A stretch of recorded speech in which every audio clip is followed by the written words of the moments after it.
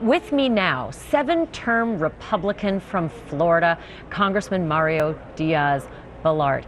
Thrilled to have you with me on the program, fresh off of the address that you just were a part of in that joint meeting of Congress.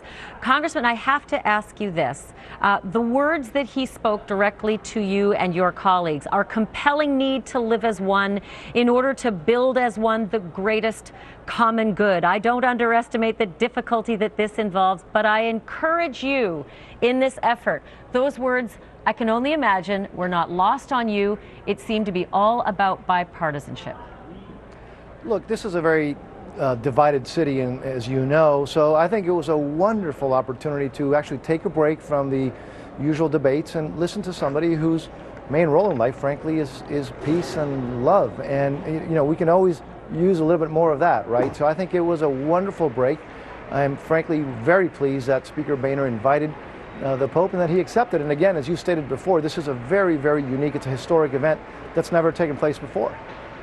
So this was considered to be a soft dressing down of some of the behavior of Republicans and Democrats. Is that how you saw it? Did you feel it that way? Was it an uncomfortable moment at any time when he turned his attention to the issues of abortion and immigration and death penalty and same-sex marriage and racial injustice and weapons, etc.?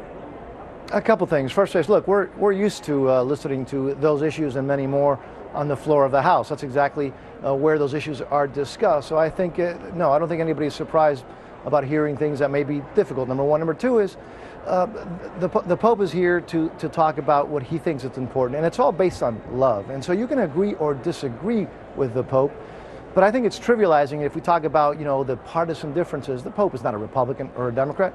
He's the Pope. He's the head of the Catholic Church, and we should take it as such. Look, we have responsibilities as legislators to do what we think is right for the national security interests of the United States and for the people of the United States. But I think we should always welcome voices of love and of peace, and that's exactly what the Pope did today. And again, I welcome it. Congressman, you're absolutely right. He's not a Republican, he's not a Democrat, right, but he is political, and he is more political than many of his predecessors. And to that end, when he made that appeal to you, I would like to ask you in common parlance, and this may seem trite, but I'm going to ask it anyway, what do you personally, after that address, plan to do to work on fixing the bipartisanship that has caused gridlock in your chambers?